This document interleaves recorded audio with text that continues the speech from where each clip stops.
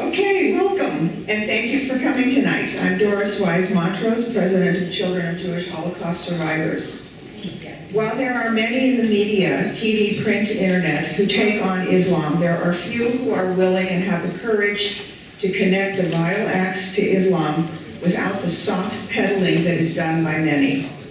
Even those who do see Islam as the danger that it is fall short of exposing the Quranic sources of the acts as being too harsh, right-wing, over-the-top, or Islamophobic. Dr. Andrew Bostom is one of those rare individuals, which is why we are so fortunate to have him here tonight in person to talk to us on his newest book, Iran's Final Solution for Israel, His Legacy of Jihad and Shiite Islamic Jew Hatred in Iran. The survival of our civilization and our own lives depend on learning, understanding, and accepting the full truth about Islam. By skirting any part of the truth, Islam wins. The acts of the Nazis and the communists were ignored for years, and we know the results of that. Dr. Bostom is an associate professor of medicine in the Division of Renal Diseases at Rhode Island Hospital, the major teaching affiliate of Brown University Medical School.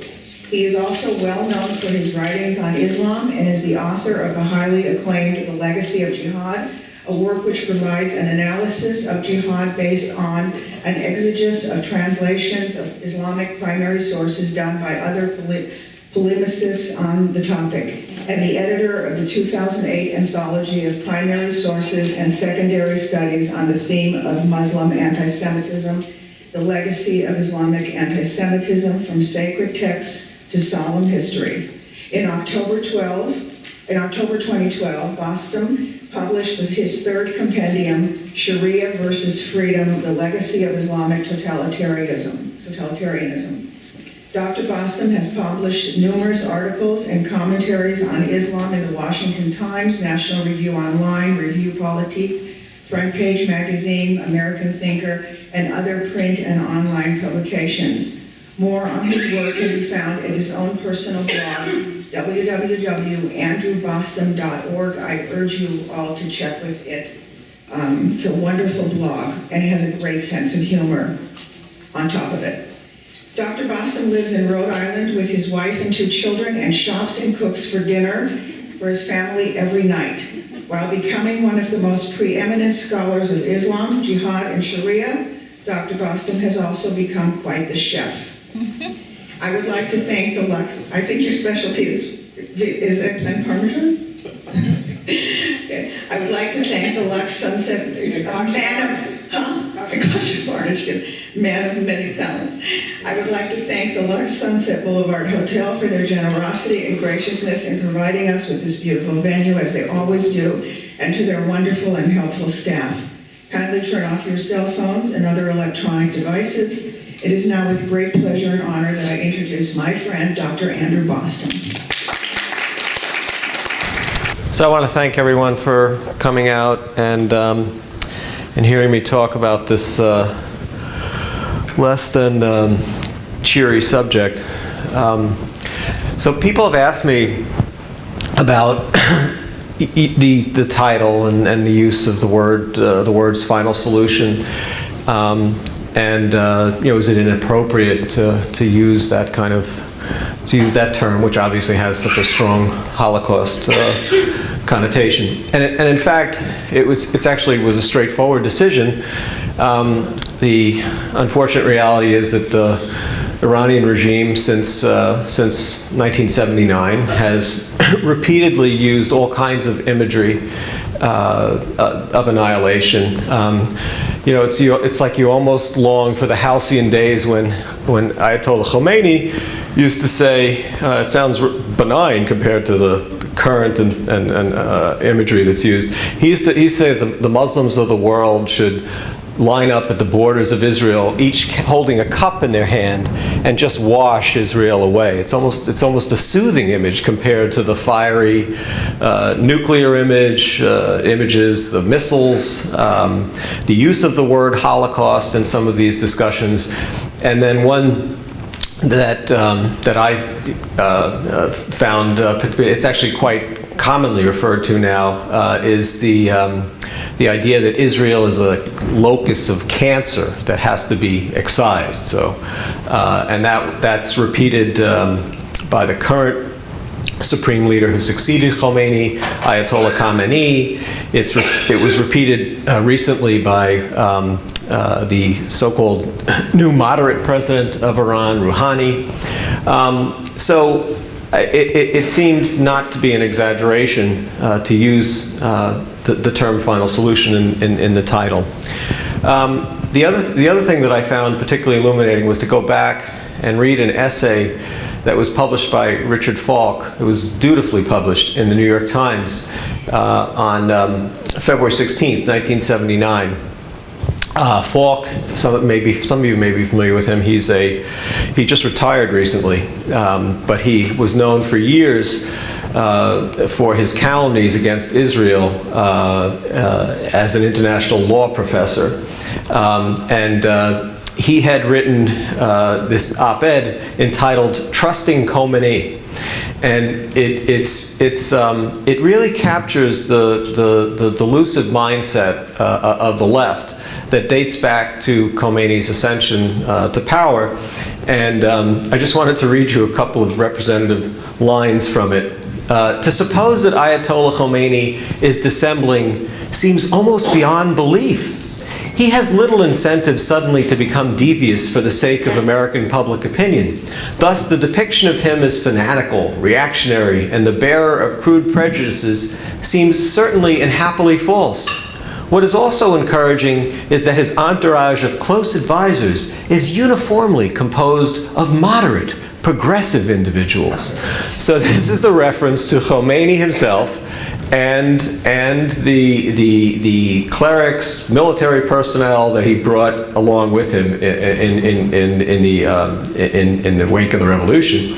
And then I juxtapose that to a quote, just a fragment of a quote from Khomeini himself from 1981, where he says, "Islamic law, Sharia, exists to serve the interests of the Muslim community and Islam. Therefore, to save Muslim lives and for the sake of Islam's survival, it is obligatory to lie. It is obligatory to drink wine if necessary."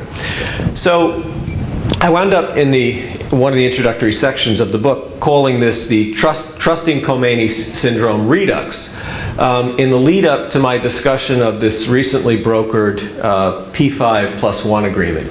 And actually the way I had conceived of writing about this topic was really just to focus on this agreement. And for those of you who aren't familiar, or to refresh your memories, November 24th, there was a great fanfare about this interim agreement that was brokered, the so-called P5+1 agreement. P5 being the permanent members of the Security Council, so the United States, the former Soviet Union, Britain, France, and China, and then the +1 is Germany, and the party they're negotiating with, of course, is Iran.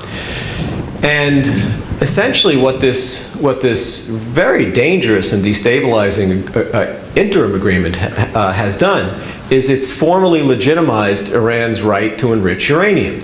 And of course the caveat is that, but they're going to be constrained to 5% enrichment, which is not weapons grade, which is nuclear power supply grade, and that there'll be safeguards in place to physically monitor, and we're now talking about 19,500 centrifuges, to monitor all these centrifuges, many of whose locations were only revealed through revelations that the Iranian regime didn't want. So the idea is that you'd be physically monitoring almost on a nearly daily basis the output from these centrifuges without any dismantling of infrastructure. So it's an onerous task under the best of circumstances. The other problem is that there was no discussion of Iran's ballistic missile program. So that's not part of the agreement. We know that there's a explosives facility, so you have to be able to detonate a nuclear weapon ultimately at Parchin outside of Tehran. That's not part of the agreement. And why I had originally envisioned just focusing on the agreement, the pitfalls, the bizarre circumstances. I'll show you something very briefly. After the agreement, I began to understand that there was no way to make this understandable to rational people without getting into the doctrinal and historical basis for why Iran pursues this nuclear capability, why Iran sees itself as at the vanguard of the Muslim world, why it wants to engage in Islamization that spreads way beyond even the Persian Gulf, literally to the globe, and why another animating principle is the anti-Semitism that you see coming out of Iran, which is undeniable. I felt that had to be understood to understand not only the pitfalls of this agreement, but what animates Iranian society. And so it morphed into what was going to be a small monograph into a 350-page book.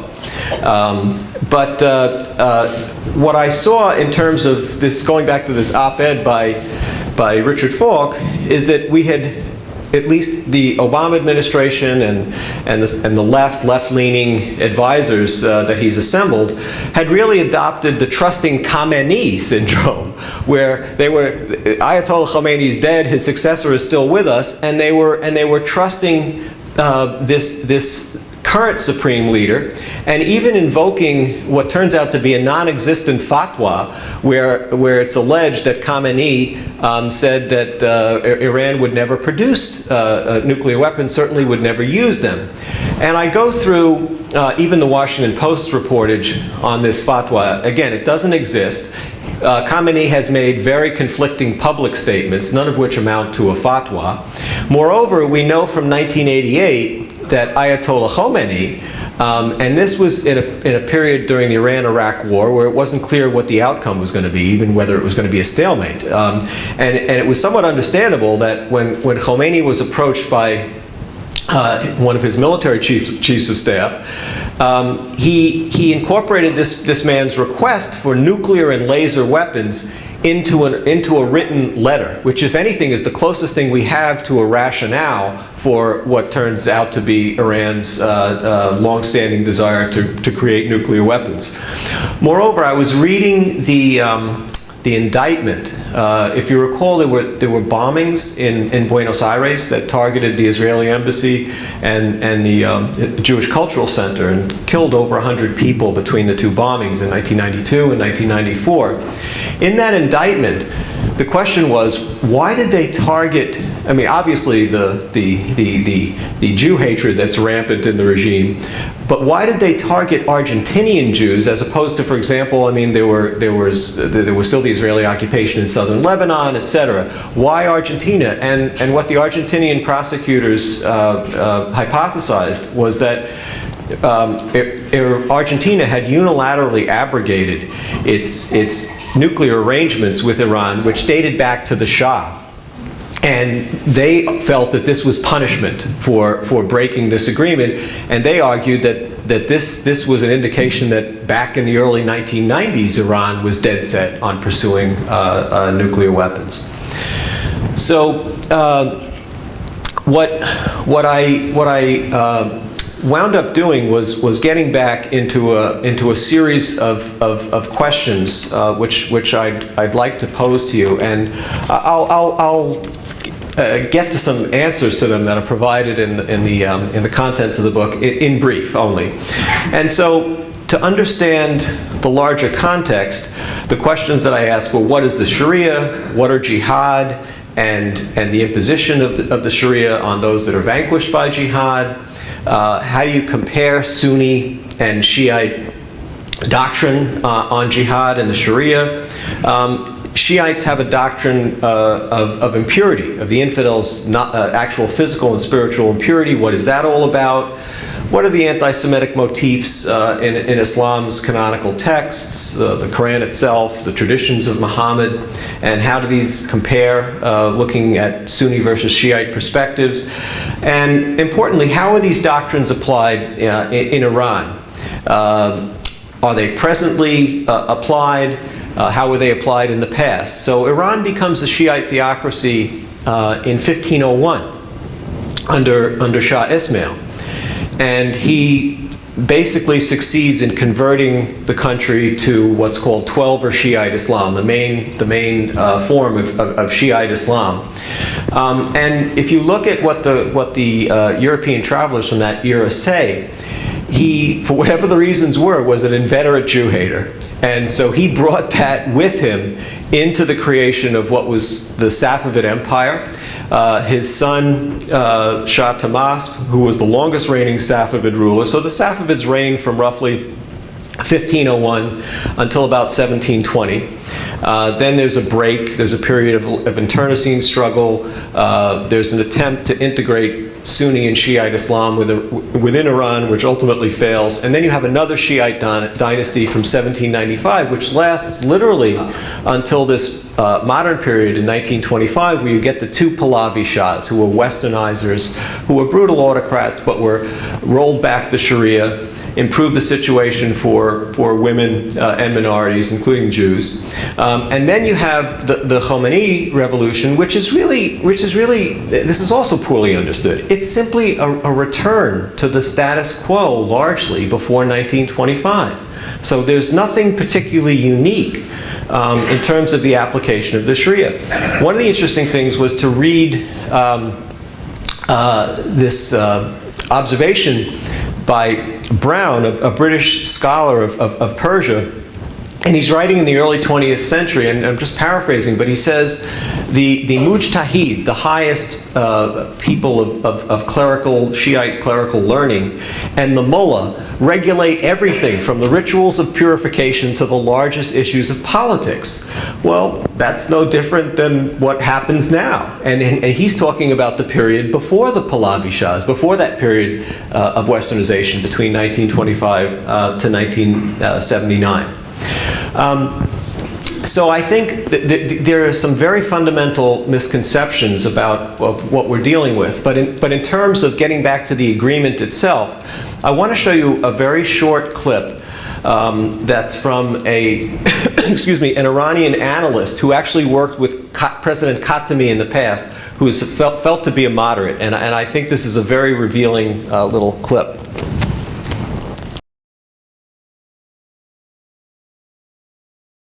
صدقيني أن الرئيس أوباما أراد 5 مرات أن يحصل على مصافحة مجانية من الرئيس روحاني على هامش الجمعية العمومية للأمم المتحدة وفشل، وقال يعني سأتطرق إلى مسألة البحرين كرمال إيران، بس أعطوني المصافحة، لأنه هزم على أبواب دمشق.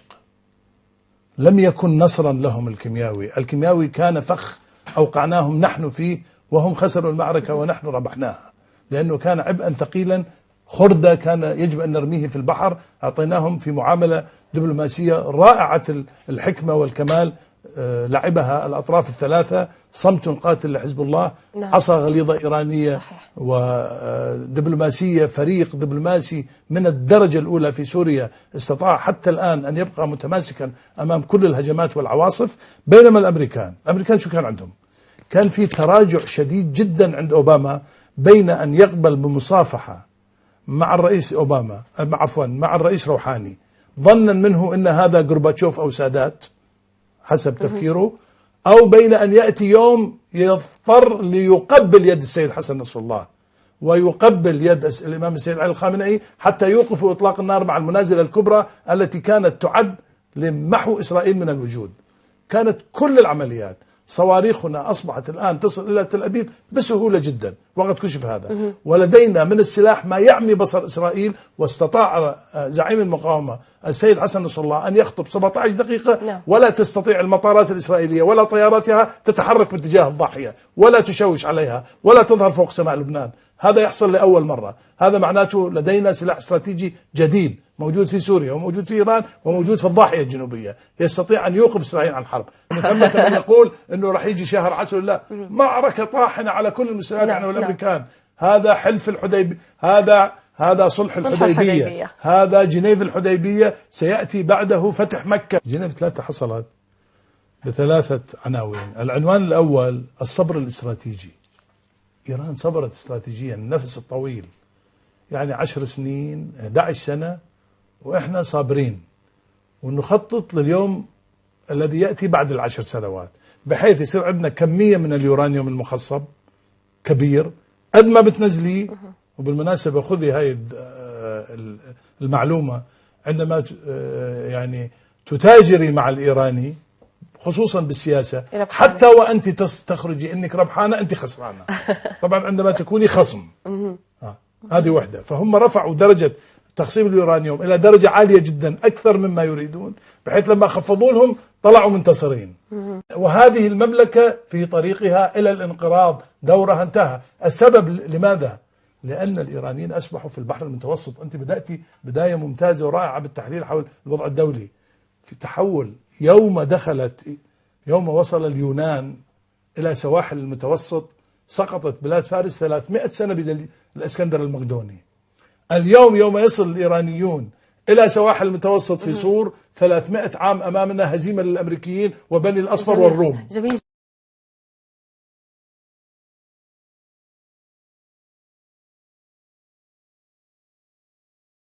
Anyway, so you can argue, oh, some of it's bluster, but what's important for you to understand is that he's saying some things that come right out of Islamic doctrine that are actually quite important. He invokes the Treaty of Al-Hudaybiyah, which is the treaty that Muhammad signed with the pagan Meccan Quraysh when he was at a military disadvantage. And the reason he signed it was so that the Muslims could regroup, gain the military advantage, which is what they did, and ultimately they defeated the Meccans. And it's actually become a tenet of Islamic law, that you only make a treaty when you can benefit from the treaty because you're weaker than your adversary, and that it cannot last more than 10 years. Some jurists argue it should be even shorter. The other thing is that he's openly discussing the fact that without getting into the specifics about the uranium enrichment, that this is a jihad to annihilate Israel in the short term, but also eventually to defeat the United States. And this is the kind of doctrinal candor that is completely ignored in the entire framework for the negotiating process. And I felt that it was important, and I'm not going to bog you down with details, just to get into what the doctrine of jihad was, and I do explain it.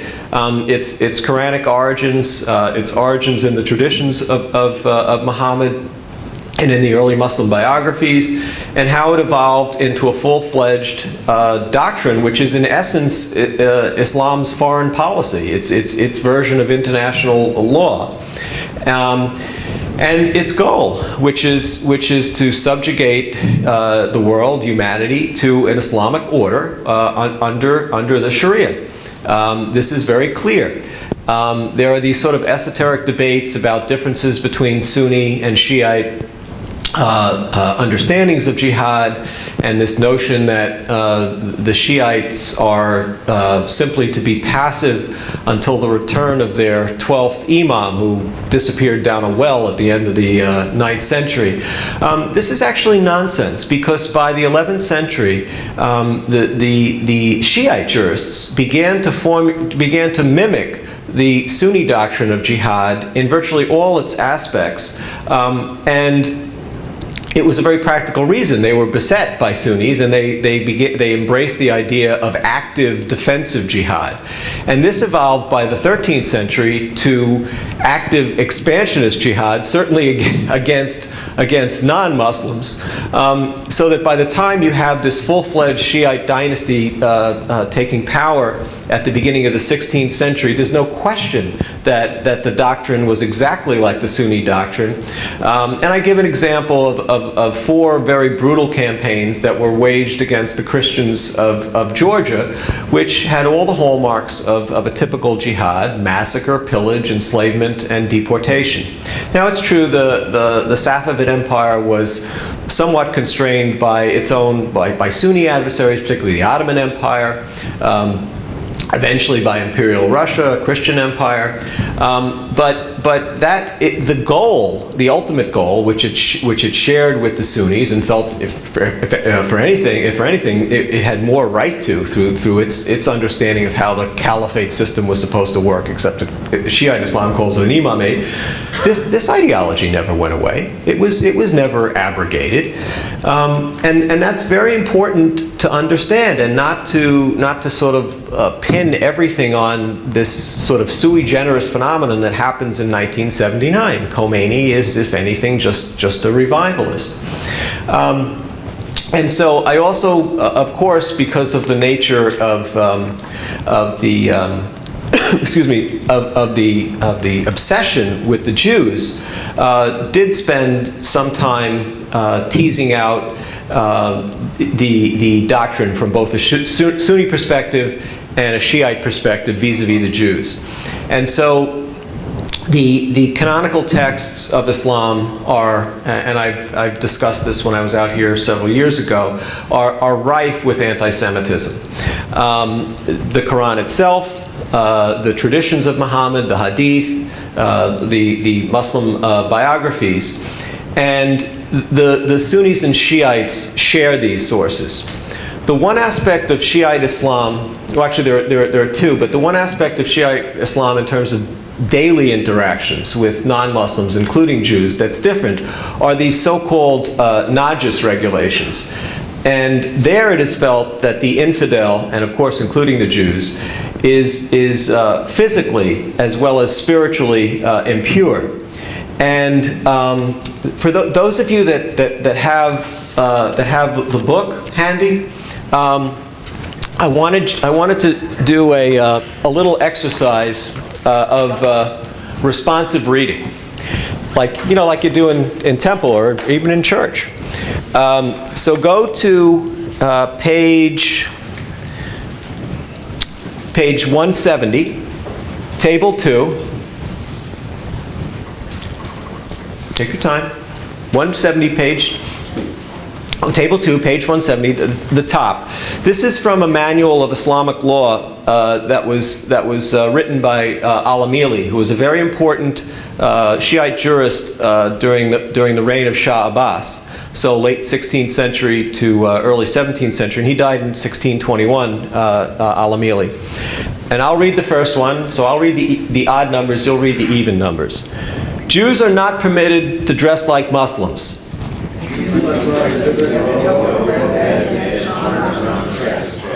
A Jew is not permitted to ride on a horse.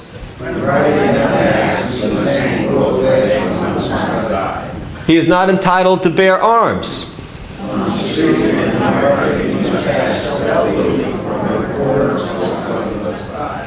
Jewish women are not permitted to cover their faces. In other words, Muslim women cover their faces out of modesty. Jewish women are, fair game, basically.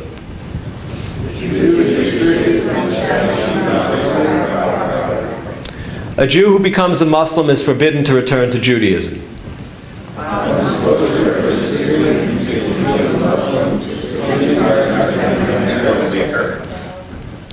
In Muslim cities, the Jew is forbidden to build a synagogue. Okay, so that's from the perspective of the Muslim jurists, and this you can see application of these edicts all the way through, at least through the end of the 19th century, and in some areas into the 20th century. The other thing I wanted to do responsibly, and it's rather long, but I actually think it's worth it. That's from the Muslim perspective. This is from the perspective of a Jewish traveler to Persia in the mid-19th century. And so this is from Rabbi Benjamin, and again, we'll do this responsibly. Table 3. Throughout Persia, the Jews are obliged to live in a part of town separated from the other inhabitants, for they are considered as unclean creatures who bring contamination with their intercourse and presence. Even in the streets of their own quarter of the town, they are not allowed to keep open any shop. They may only sell their spices and drugs or carry on the trade of a jeweler in which they have attained great perfection.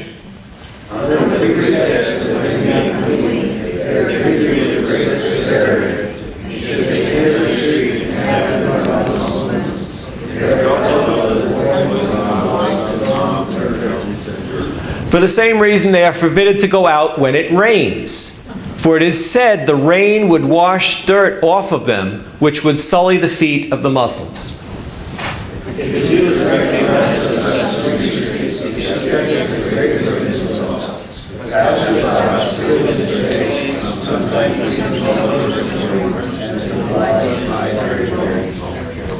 If a Persian kills a Jew and the family of the deceased can bring forward 2 Mussulmans as witnesses to the fact, the murderer is punished by a fine of 12 tumans or 600 piastres, but if 2 such witnesses cannot be produced, the crime remains unpunished, even though it has been publicly committed and it is well known.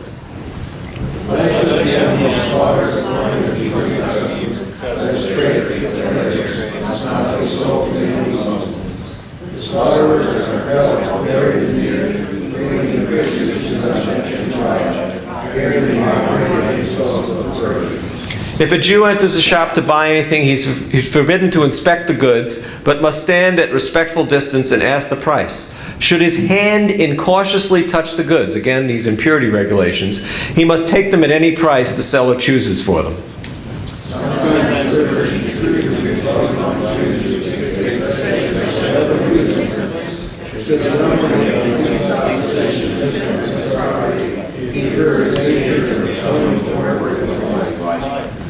Upon the least dispute between a Jew and a Persian, the former is immediately dragged before the akhund, the Muslim cleric, and if the complainant can bring forward 2 witnesses, the Jew is condemned to pay a heavy fine.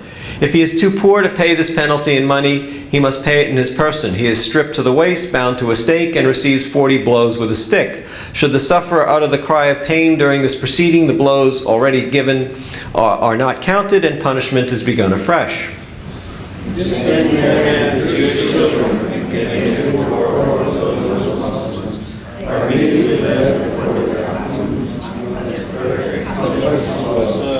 A Jew who travels in Persia is taxed in every inn and every caravanserai he enters. If he hesitates to satisfy any demands that happen to be made on him, they fall upon him and maltreat him until he yields to their terms.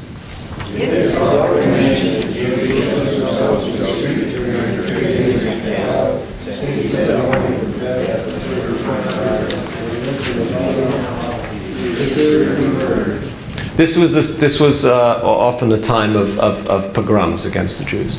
Daily and hourly new suspicions are raised against the Jews in order to obtain excuses for fresh extortion. The desire of gain is always the chief incitement to fanaticism, and so that's from the Jewish perspective. And one last thing I just wanted to read for you. This was published by Claude Annette. That's actually a pseudonym. He was an early tennis champion of the French Open. And he traveled on a rather primitive motor car through Persia in about 1905. And he wrote these observations from a non-Muslim, non-Jewish Christian perspective. He says, living in the midst of a fanatical and hostile population, Jews in Persia are reduced to the last extremity of degradation. Nearly all trades are forbidden to them. Everything they touch is considered defiled. There is very little justice in Persia for anybody. For the Jews, there is none at all. Every possible exaction is practiced on them. Nobody takes their part, and they live in appalling poverty, while their moral and physical degradation is beyond description. So I think it's a fairly consistent picture, what you get about the treatment of Jews historically in Persia. Again, the situation did improve somewhat under the Pahlavis. It actually improved for all minorities. It improved perhaps most dramatically for Muslim women.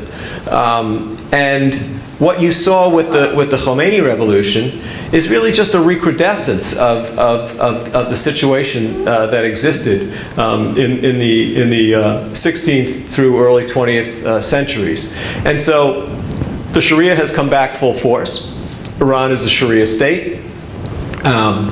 There is state-sponsored anti-Semitism. There is state-sponsored discrimination against all Muslim minorities. We just had a report this fall about all the minorities in Iran, interestingly, except the Jews. There's only about 8,500 Jews left in Iran, from a high water mark of probably about 120,000 or so after World War II.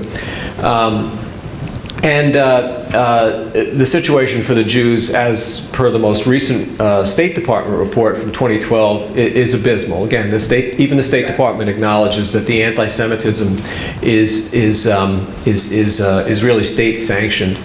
Occasionally you hear stories of brutal murders. There was one included in the State Department report where a poor Jewish woman from Isfahan was literally eviscerated and her hands chopped off because she and her family did not want to allow their property to be annexed for the expansion of a mosque. And I mean, and what's unique about this kind of persecution is that, again, the Jews have now been reduced to a vestigial remnant population, but the non-Muslim minorities in general in Iran, all of whom are persecuted, account to less than 0.5% of the entire population. I mean, so you have to look for people to persecute them, essentially. This is what's not well understood. And again, with the exception of the Pahlavi period, this has been the chronic plight of non-Muslim minorities in Iran. So I wanted to shift gears a little bit and talk about some misconceptions, and I want to leave a lot of time for questions. There's a tremendous amount of material in the book. I hope those you've basically all gotten a copy of the book. I hope you have a chance to read it. But one of the misconceptions that I think is very prevalent is what was going on in the summer of 2009 when we saw these large demonstrations and the so-called Green Movement. Because I think it's very important that we understand who the ideologues of the Green Movement were, understand what polling data tell us about the attitudes in Iran at present, and understand that while on the one hand we have what I call the trusting Khomeini syndrome, now transferred to Khamenei, his successor, from the left and from the current administration, we have just a slightly less delusive understanding from the conservatives, and this is the part of the book that caused me the most distress. And I think you can see it. I'll give you an example of why I believe this. When you look at the lionized spiritual inspiration for the Green Movement. And for that, Doris, could you show the it's just a PowerPoint slide, but I think it's a powerful illustration of the point I'm going to make, the points I'm going to make. So this is Ayatollah Montazeri. Ayatollah Montazeri. I'm sorry. Ayatollah Montazeri was the spiritual godfather of the Green Movement. In this picture, which was captured and sent to me by an Iranian secularist when I was writing about Montazeri, and I think it moved him very much, he's refusing to shake the hand of a najis Jew, of an impure Jew. And that's the Persian text translated underneath it. And I just want to read you, I won't mention the name, but I just want to read you an example of one of the eulogies that appeared for Montazeri when he died in December of 2009. And this is from a well-known conservative, neoconservative, supposed Iran expert. Quote, "Some of us who have long fought against the terrible regime in Tehran were fortunate to have received wise observations from Montazeri over the years, and I am confident that with the passage of time and the changes that will take place in Iran, scholars will marvel at the international dimensions of the Grand Ayatollah's understanding and the range of his activities. And you could go on and on. Another analyst dubbed Montazeri, again, the spiritual father of Iran's green movement, and supposedly the, quote, nemesis of Ali Khamenei, Iran's ruler, whom this analyst said was a very mediocre student of the Sharia. In other words, and it's actually true, Montazeri was a great scholar of the Sharia. Well, let me give you Montazeri, you've seen his action. Let me give you Montazeri in his own words. This is Montazeri on Jihad. He says, in the Mahdi's occultation period, again, remember, down the well, end of the 9th century, you know, maybe they'll drag him out at some point or he'll crawl out at some point. In the Mahdi's occultation period, jihad is not to be abandoned, even if occultation lasts for 100,000 years. Muslims have to defend and fight for the expansion of Islam. Certainly, if in early Islam, the goodness was in the sword, in our time, the goodness is in artillery, tanks, automatic guns, and missiles.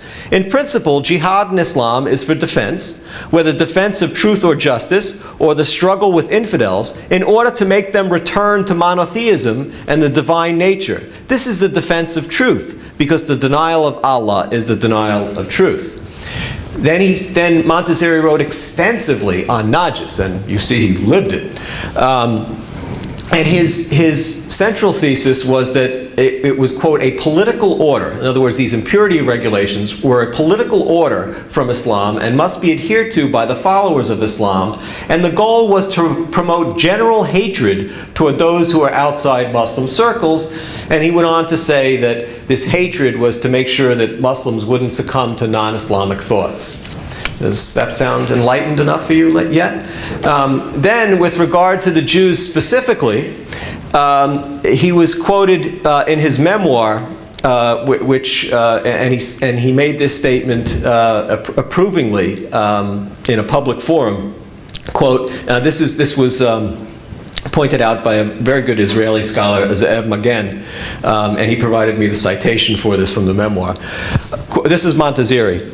His Excellency Jafar al-Sadiq, that's the 6th of these 12 Shiite imams, affirmed thrice that those who will ultimately exterminate the Jews will be the clerics of the Iranian Shiite shrine city of Qom. So, if this is the apotheosis of the Green movement, and this is who conservatives are lionizing, this is actually quite frightening. And I think it's symptomatic of a lot of denial. The other thing that I wanted to point out, and again, so the argument has actually become, and this is what's so upsetting to me, that with a few exceptions, and the one hero in the book for me was Norman Podhoretz, because Norman has been very consistent, hectoring the Bush administration, hectoring Obama. That he's given up on. He gave up on that this December. And now hectoring Prime Minister Netanyahu, that look, as horrific as the prospect is, the only way to slow this juggernaut down towards nuclear Iran is bombing, is destruction of infrastructure. And so but Norman is not popular even in conservative circles anymore, because the idea is, this is the idea, and this is why I wanted to show you this slide and tell you what the ideology really was. The idea is that the Green movement is a secular movement below the surface, and there are these Jeffersonian Democrats in Iran yearning to topple the regime, and that is the only way to stop the nuclear program. So ignore this. Ignore the fact that at the height of the sanctions, which were actually having some effect, and that's another, I didn't point that out clearly enough, that's a real danger of the P5+1, even the interim agreement. So the goodies that Iran got for going along with this agreement with a lifting of sanctions. Now, the sanctions will be totally lifted if and when there's a permanent agreement reached. But even now, you see lots of investment flowing into Iran. They're selling a lot more oil. And last week, at the end of last week, it was announced that Boeing, for the first time since the Khomeini era, is now selling spare airplane parts to Iran. And the hope is, the Iranians' hope, and frankly the hope of Boeing, is that when this wonderful permanent agreement is finally signed, they'll sell somewhere between 250 and 450 new planes to Iran. So, and you can see this phenomenon repeated with European businesses. The other interesting thing that I didn't know about is that apparently, well, first of all, Iran has a lot of natural gas in addition to oil, which development companies and energy interests want to exploit. But even their oil fields have not been adequately developed, and they didn't have the infrastructure that the Saudis, for example, have in place. And so there may be a lot more development of their oil fields, or what's effectively become their client state, the Iraqi oil fields, and so that could be a boon to them. One analyst in Forbes, shortly after the interim agreement was announced at the end of November, actually argued that he was very concerned that the Iranians, if with the proper development, could create a glut in the oil market, which would depress oil prices to the point where our development of shale oil, perhaps even Canada's development of its tar sands, could be adversely affected by the decline in price. So they could leverage their oil producing capability against us economically. It's an absolute disaster. But getting back to my dissatisfaction with not only this sort of ideological blindness, is the fact that Podhoretz has now become an outlier even amongst conservatives, because they argue that just wait till the Greens take over and that's the way to solve this problem. And I just think that that's a fantasy, just only slightly worse than the naked appeasement of the Obama administration.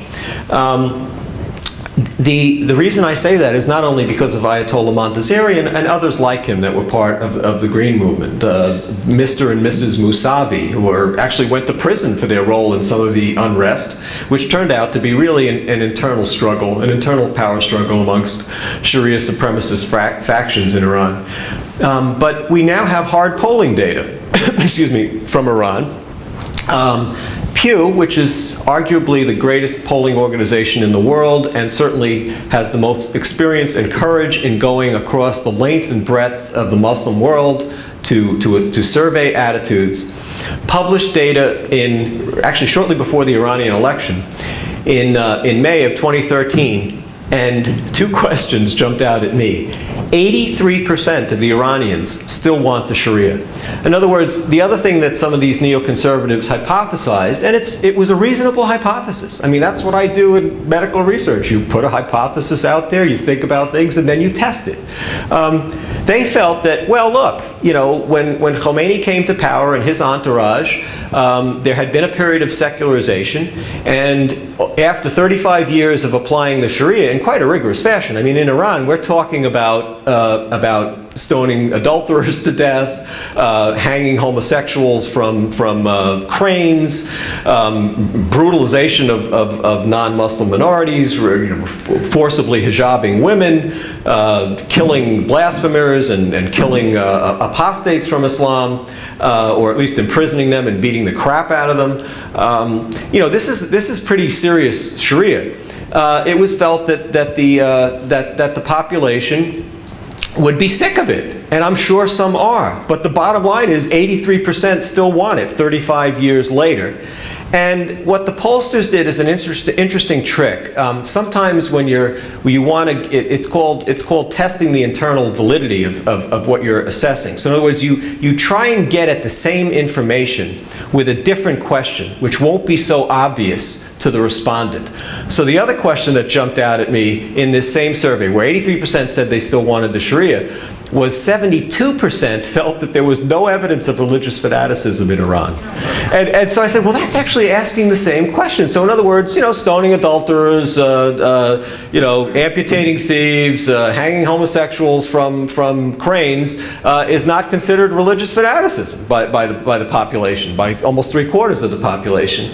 And then the other thing is that you also have to look at these results in the context of other surveys that Pew has done across the Muslim world, particularly with regard to the question of the Sharia. And it turns out that the 5 most populous Sunni Muslim, either overtly Islamic nations or with large Muslim minorities. So that would be Indonesia, which is the largest Muslim country in the world, Pakistan, Bangladesh, Egypt, and Nigeria, which is about 45% Christian, but still has a large Muslim population. Those are the 5 largest Muslim populations in the world. If you take a weighted average on the Sharia question, 77% want the Sharia. If you look on Iran's borders, liberated Iraq, which is about 70% Shiite, 91% want the Sharia. If you look at liberated Afghanistan, 99% want the Sharia. So Iran is hardly an outlier when you look at all these data from across the world. And so I think that it's really quite delusive to be relying upon. Now, look at the flip side. That means in a country of 75 million people, as a result of this survey, you also have a substantial minority that don't want the Sharia. I mean, that's 10, 12 million people. But they're outnumbered by roughly 5 to 1 by people who do. So that is the inescapable reality in the end. I mean, it's a situation where I think that we're stuck between a Scylla and a Charybdis at this point in terms of policy. We have naked appeasement, dangerous naked appeasement, and then we have this really suboptimal alternative at this point. I did want to get back to, just in closing, because I want to have time to take your questions. I'm sure there are questions. I found very helpful reading a memoir of an Iranian Jewish woman who's now a professor of writing at Old Dominion University. Her name is Faraday Golden. And she actually grew up in the Shiraz ghetto in Iran. And she describes her getting the history of her parents and grandparents about their experiences, which were unsettling and disturbing. And she describes this phenomenon of the periodic pogroms, particularly when during the Ashura, the period where they mourn the passing of Hussein. The Shiites mourn the passing of Hussein, his killing, and they would vent their anger at the Jews and other minorities. And the women, the Jewish women, were told to wear black, not to wear bright colors. The men would come home early. And she also talks about the application of the Najis regulations and I think it was her grandfather actually being belted for going out in the rain. But what was more interesting to me was she witnesses the re-Islamization during the end of the Pahlavi period. She was born in 1953, so by the time she is in high school, she's noticing the change. She's noticing the Islamic revival amongst her peer group. The men growing beards, the girls starting to don the hijab again. And by the time she gets to college, it's unbearable. And she's lost all her former Muslim friends, essentially. Just I think there was one friend that remained. She really wants to relocate to the United States.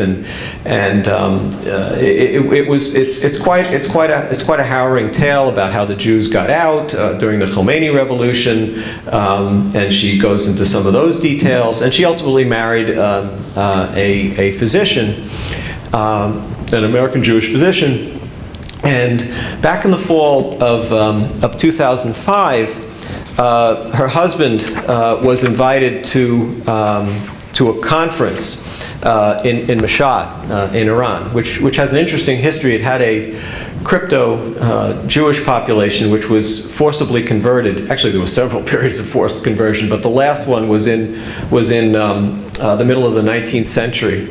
And one of the great historians of Iranian Jewry, Walter Fischel, describes some of the experiences as being not any different in terms of severity than what happened to the Marranos in Spain. And in fact, Fischel also points out the fact that the anti-Semitism in Iran was equivalent in his estimation in its severity to the worst anti-Semitism that he had chronicled in Christian Europe.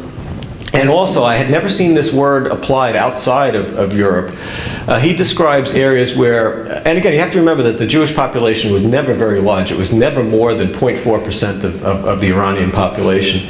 That areas, these Jewish community areas were rendered Judenrein. He uses that word by pogroms during the 16th, 17th, 18th, 19th centuries. But at any rate, so Faraday Golden's husband is invited to this conference, and she toys with the idea of going back to Iran because, after all, her husband's never seen it. It's her heritage. And then I'll just read you this rather somber passage. She wrote this. Her memoir came out in 2003, and she wrote this essay in 2006 after the book had been out for several years. And again, she had contemplated going back with her husband.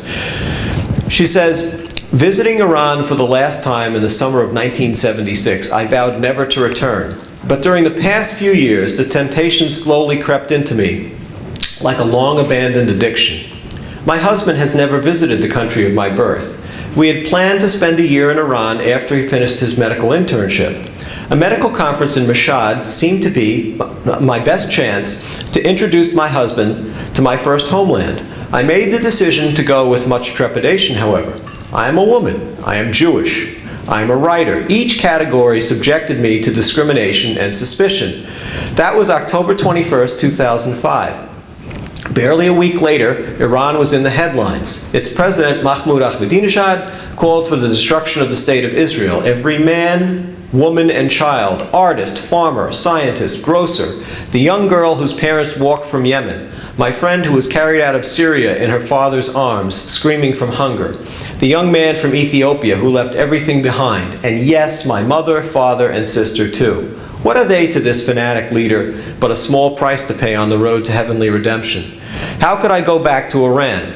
I mourn for my parents' loss of dignity, for all the Iranian Jewish refugees still numb with the political earthquake that tumbled their lives.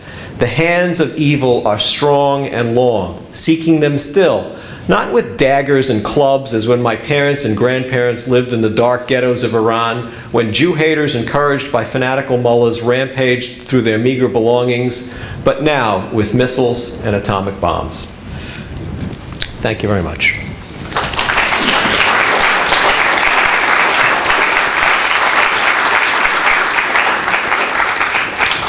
I'm going to take questions, so just raise your hand and then I'll come one at a time and I'll go back and forth. Particularly the last thing that you read about this woman who had this yearning to go back and describing her parents' generation as numb to what had happened to them. My observation, as you probably know, there are many Iranian Jews in Los Angeles. And my parents came from Germany, and they were happy not to be German. But the Iranian Jews here, of any population I've seen, and I'm not, I didn't live in 1908 when the Russian Jews came, but they seem to take pride in their Iranian heritage, and with all that they went through, as we can see from this picture, why do you think that is? And I Well, think some of it is, I think, the Persian heritage, as opposed to wanting to associate with the way Islam treated them and the way Muslims treated them. So I think they're kind of separate things. There is a Persian tradition, and after all, I mean, Persia was not Islamized until the 7th century. There's an entire history before that, which, you know, it is something that they may relate to. And not that those were purely halcyon days either. But I think that may be something that they're making a distinction about. the other question, maybe just pure conjecture on your part, do you think that Iran had a hand in this Malaysian airplane? Oh gosh, I have no idea.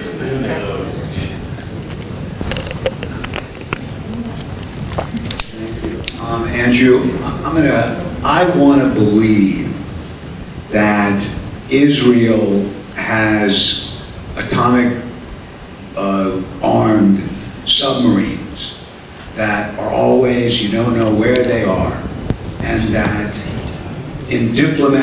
through diplomatic channels, quiet diplomatic channels, Netanyahu has made it clear to Khamenei that if they are hit, that these submarines will destroy Iran to create basically a nuclear standoff.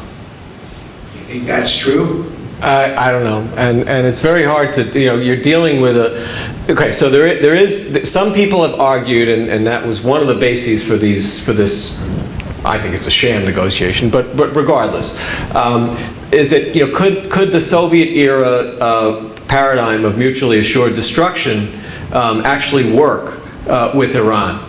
And you know, there might be sort of a realpolitik level that operates in Iran like any other nation, but on the other hand, you also have to look at the evidence to the contrary, which is that, you know, Khomeini is infamous for making the statement that, and it didn't even have to necessarily apply to, you know, to a nuclear exchange with Israel. He said that if Iran went up in flames for any reason, as long as Islam was advanced, he didn't care. He wasn't a nationalist. Rafsanjani, talking specifically about a nuclear exchange with Israel, said, well, we're a big country, they're a small country. We'll survive, they won't.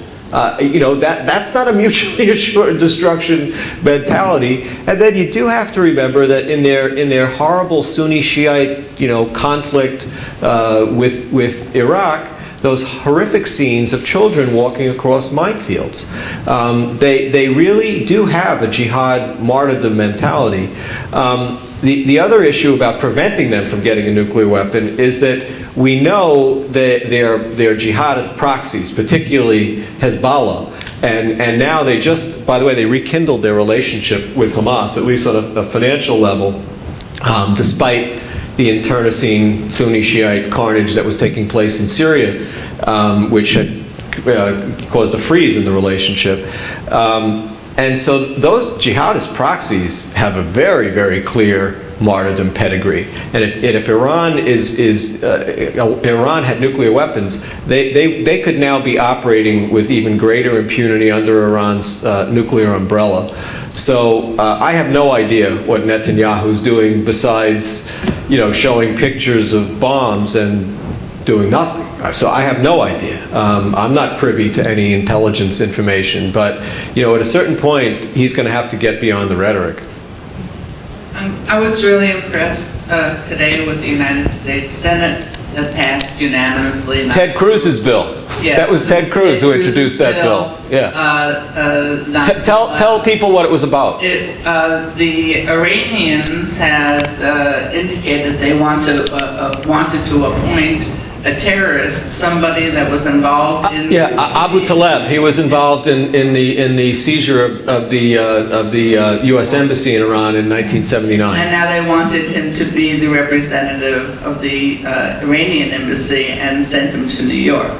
So unanimously, the United States Senate, meaning the United States Congress, has forced the Obama administration to say that now he's not a viable candidate. So my question to you is, do you think that we should have hope in the United States Senate to go around Obama, who we know is absolutely clueless? None. I don't have any hope. This is a nice symbolic gesture. No, this is a nice symbolic gesture, but the fact remains that Iran's foreign minister, Zarif, I think it was in January, and he's still the foreign minister, and he's still going to be involved with these negotiations. He laid a wreath on the tomb of Imam Magnia. I mean, Imam Magnia is responsible for the Beirut bombing that killed 250 Marines. He's responsible for the bombings in Buenos Aires that I referred to. No, one of the things that depressed me was that there had been a period after the agreement was brokered, and for example, Wendy Sherman, who's the chief arms negotiator, was testifying before both houses of Congress, and in one of her testimonies, she was remarkably candid. She admitted, she said, well, yeah, why does Iran need an underground facility at Fordo if this is all for peaceful purposes? Yeah, why do they need a plutonium reactor at Iraq if this is all for peaceful purposes? And so there was pushback, bipartisan pushback initially, reintroducing sanctions if certain benchmarks of compliance with the P5+1 agreement aren't reached. And that all fell apart because the Obama administration, even referring to people like Menendez and at one point Schumer, referred to them as warmongers, and let alone the Republicans. And then what happened is that and of course in a parliamentary maneuver, Harry Reid wouldn't let any such bill proceed. But what happened is now they're working on a bipartisan. The Republicans too are working on an entirely separate track, where they're eliminating any discussion of sanctions, and all they're talking about, sanctions that relate to nuclear development, all they're talking about are sanctions that target Hezbollah. Now, Hezbollah is a problem, but it's not Hezbollah developing the nuclear weapons. And so I saw this as yet another bipartisan failure, and that's why I'm sorry to say, even though this is a nice symbolic gesture, I don't see it amounting to very much. I think the title of your book is very appropriate because as you were reading many of the laws that were applied to the Jews in Iran, it's very interesting for me to see that many of those were ultimately adopted by the Nazi Germany and used in Germany. And during the Pahlavi's regime, during Reza Shah's regime, there was a very close relationship between the ambassador of Germany with the Reza Shah. And it was on his request that Iran changed its name from Persia to Iran, because he told them that you are of the Aryan race. So the name Iran is the derivative of Aryan race.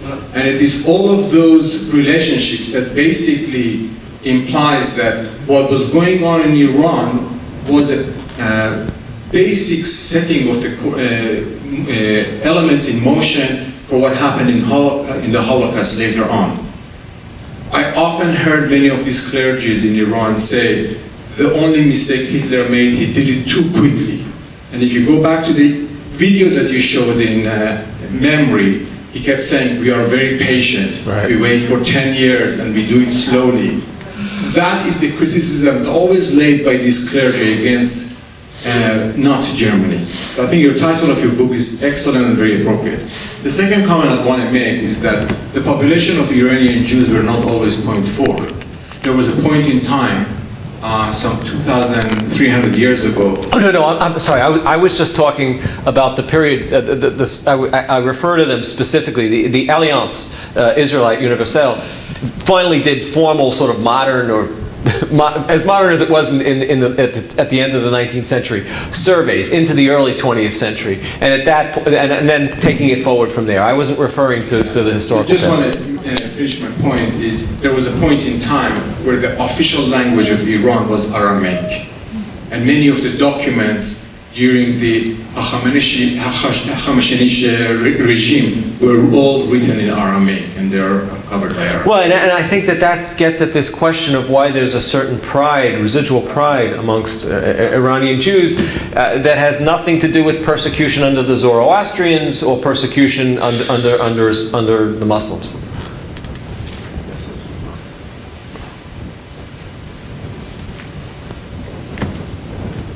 Dr. Bostom, thank you very much for your lecture this evening, and also this wonderful book. It appears to be quite scholarly, and your previous works I've read about prior to coming to this lecture. My question is, quite briefly, is what's the upshot of the current situation? Because as you rightfully indicate, it's an extremely pessimistic situation right now, even with Netanyahu, and there's not much hope with the Obama administration, despite rhetoric that indicates that we're going to extend, as today's LA Times indicates, another 6 months to the Iranian nuclear program to winnow down to the point where it's acceptable. It seems quite Neville Chamberlain-esque, if you will. Oh, it's naked appeasement. In other words, again... my question is, if the MAD doctrine, as this gentleman was indicating over there, is not in effect with Iran and the rest of the civilized Western world anyway, the non-Islamic world, and that it's a situation where you have such true believers in Sharia, according to this Pew Research poll that you just referenced. What's the upshot? Is there, other than military action against Israelis? Yeah, that's where I agree with Norman Podhoretz. I think it's funneled down to that kind of option to at least delay the ultimate development of these nuclear weapons. And the other thing is that I'm not an intel analyst, and you start getting involved with all the rumor mills amongst alleged intel analysts. Some have argued that Iran probably has at least one bomb already, but the issue is weaponization. It's not an easy thing to marry the bomb itself to the delivery system, and unfortunately, which again is why this agreement is just so dangerous and destabilizing, is that while the agreement, the one back in November, was being formalized, Iran had a team of missile technicians and military people and industrialists from their, I think it has martyrdom in the title, missile program, in Pyongyang, not even working on missiles that can already reach Israel, but working on true intercontinental ballistic missiles. They've had pretty much a joint nuclear missile program for quite a while now, which also uses some Russian technology. So I don't understand, and I'm not a military analyst, but I don't understand any other option at this point other than doing something to destroy infrastructure. And in fact, one of the testimonies by a nuclear weapons expert before Congress, around the same time as that testimony I mentioned by Wendy Sherman, which was, if it wasn't so serious, it was almost comical, was that there's no, if you're serious about actually preventing a nuclear program, aside from bombing it, then you can't allow them to maintain their nuclear infrastructure in a peaceable way. In other words, you disconnect and you dismantle all the centrifuges, and you stop the enrichment program, because it's the same technology. In other words, if you enrich to 5% and you have 19,500 centrifuges, then you just keep spinning them, and it's the same process to get you up to 80% and weapons grade uranium.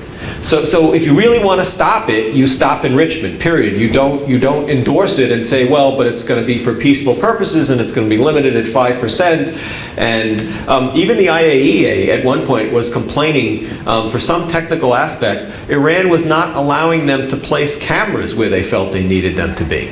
And that's the IAEA. You have to read carefully some of the news reports, because the headline will sound like, oh, it's going peachy, and then you read the details, and again, even in the mainstream reporting, there's very, very serious questions. There was an analyst from Brookings who actually said that for the long-term agreement, this is a Brookings, left analyst, saying that he felt it was important that we put in the military option in case Iran violates the long-term agreement, and that's coming from the left. When you sort all this information out, I actually think there's a consensus that this is a very dangerous agreement. Some people will say it openly, and others will, play the game.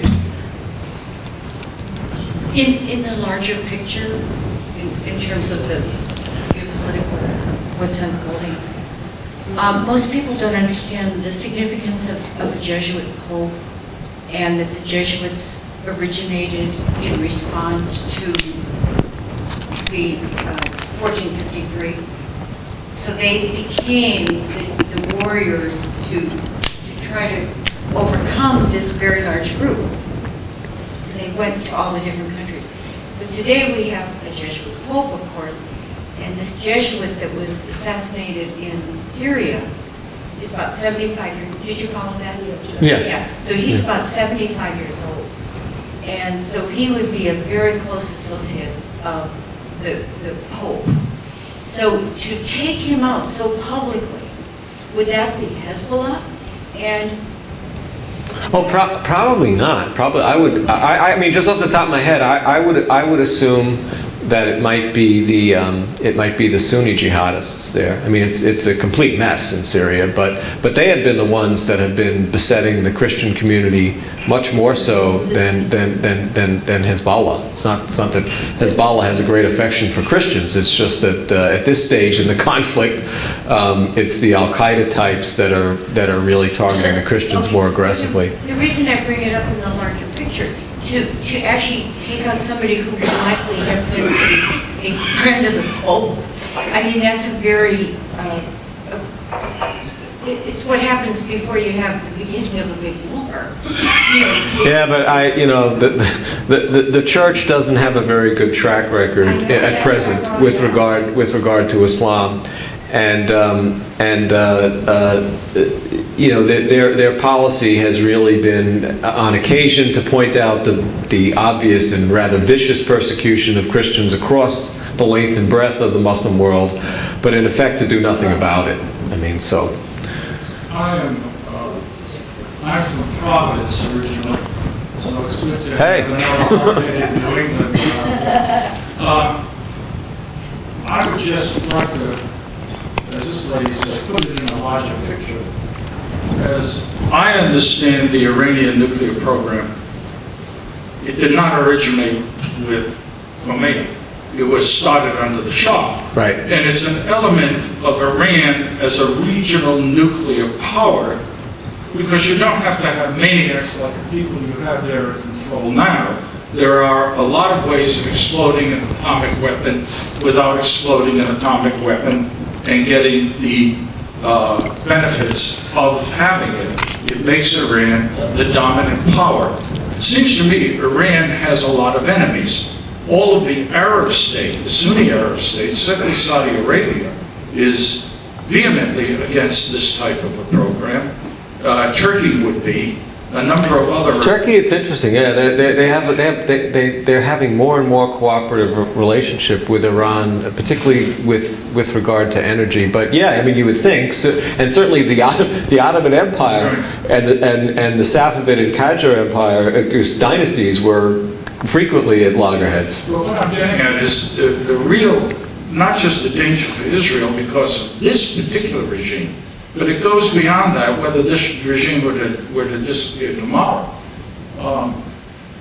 what Iran does is, in effect, set off a nuclear arms race Oh, in the absolutely. Middle East. Absolutely. And what you would then have is the Saudis funded the Pakistani bomb. Oh yeah, the Pakistanis will give them one, whatever. Right. So Yeah. maybe they can pull a bomb out of Pakistan, but I think that Saudi Arabia is going to want their own bomb under their control. But this is another reason why preemption is the only answer. I mean, you're not going to convince the Iranians not to develop nuclear weapons, and once they do it, you're going to set off a wave of proliferation that you're right, that has absolutely nothing to do with Israel per se. So why did the Obama administration start a year ago? You mean well, you know, some have theorized that the Obama administration actually believes in sort of a perversion of the old two pillars idea, which was that in a period where you had the Shah in place, and you had the Saudis, that both were staunchly anti-communist. And both, of course, were major oil producers, and that those two regimes at the time, the Pahlavi regime, the Saudi regime, provided some degree of regional stability, and Obama thinks that propping up or supporting the Iranian regime and U.S. withdrawal, which is his modus, is to sort of back us away, somehow enhances regional stability. Now, it sort of ignores the fact that Iran is considerably more aggressive now towards all its neighbors than it was under the Pahlavis. Whereas the Shah, had a reasonable relationship with Israel. Iran wants to destroy Israel. It's lunatic. It's lunatic. Oh no! He believes that this may actually enhance stability, or in a way where the U.S. can withdraw. It's. I'm Israeli. I think a few Israelis in here tonight. It seems that you think that bombing is the only option. In the event that becomes a reality, whether the U.S. administration would be willing to do that.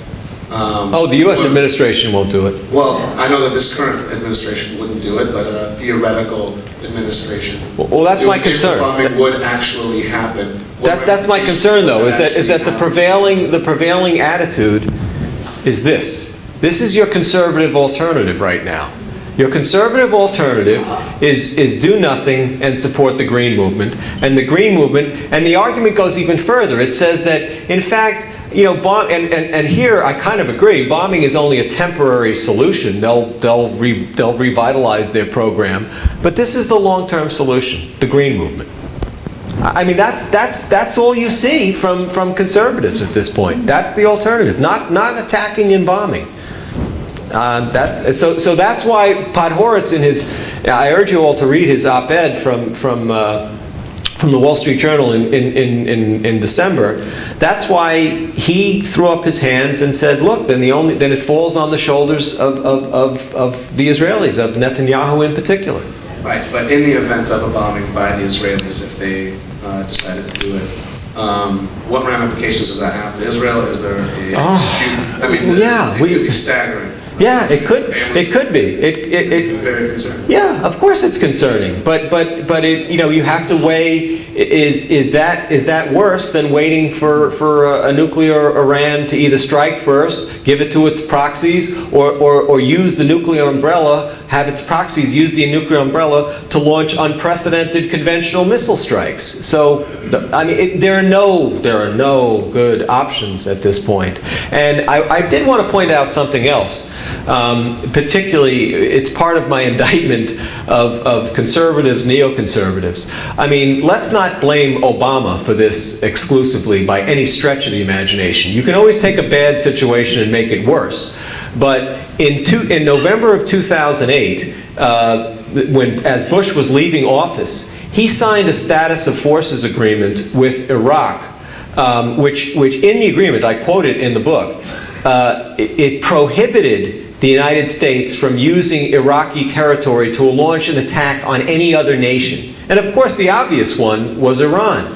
It gets worse. In Gates's recently published memoir, he's crowing. He reveals the fact that sometime in 2007, 2008, when the Israelis were contemplating an airstrike of their own, Gates convinced Bush not to allow the Israelis to use Iraqi airspace. And the reason he gave, and Bush agreed, was that it quote, might undo the great gains of the surge. So this is a bipartisan failure of imagination. And I blame Bush just about as much as I blame Obama. We had 100,000 troops parked in Iraq. We had all kinds of intelligence at that point. You know, God only knows, but certainly we had the assets there, and we did absolutely nothing. I'm going to take the last question. Then we'll have some time so that Andy can sign some books and you can chat with him a little bit. So I'm going to take the last question. About the honor diaries. I'd like you to touch on that. I know that there's a big thing missing in the discussion of the honor diaries. Explain what it is, in case people don't know. You explain. You're the speaker. Okay, well, because this is a setup question, I'll have to explain what it is. There is a documentary about. And I've only seen the trailers, so that's my full disclosure. I've only seen the trailers. I've only seen the discussions about the film on Fox. But basically, it's about the terrible plight of women in the Muslim world. So in that sense, it's good to have this kind of an expose, and it deals with issues like honor killings and child marriage and female genital mutilation, female circumcision, unfortunately, and again, I haven't seen the whole film, but I have close friends who have, and I've seen trailers, and I've certainly seen the discussions on Fox, including one that just took place tonight. Unfortunately, one of the places that I start in the book is with 20th century Islamologist Maxime Rodin's son. Now, he's a mixed bag. He was staunchly anti-Zionist. He was a communist for a good portion of his life, but finally saw the light towards the end. But he was consistently a very good and reasonably fair scholar of Islam. And he wrote in 1974 about a phenomenon that dated back at least 10 years before that point. So a phenomenon that's 50 years old now. And he said it so beautifully about the study of Islam in the academy. He said, understanding has given way to apologetics, pure and simple. And so what you see after generation now is a bowdlerized discussion of Islamic doctrine and history, and it filters out from the academy to across the political spectrum to policymakers. And I think that's the ultimate source of some of the problems that we're seeing right now. But to get back to honor diaries, so in the end, despite the fact that the origins of child marriage in Islam, and Khomeini was a great example of this, are ultimately the canonical hadith, where Muhammad in the hadith marries Aisha when she's 6 and still playing with her dolls, and consummates the marriage when she's 9. That's the origins of child marriage in Islam, plain and simple. And that's exactly what Khomeini invoked when he, after that period of secularization, lowered the marriage age in Iran. It's a Sharia doctrine. In terms of honor killings, there are some juridical texts which have been used to rationalize it. Again, from Sharia manuals of Islamic law, fiqh.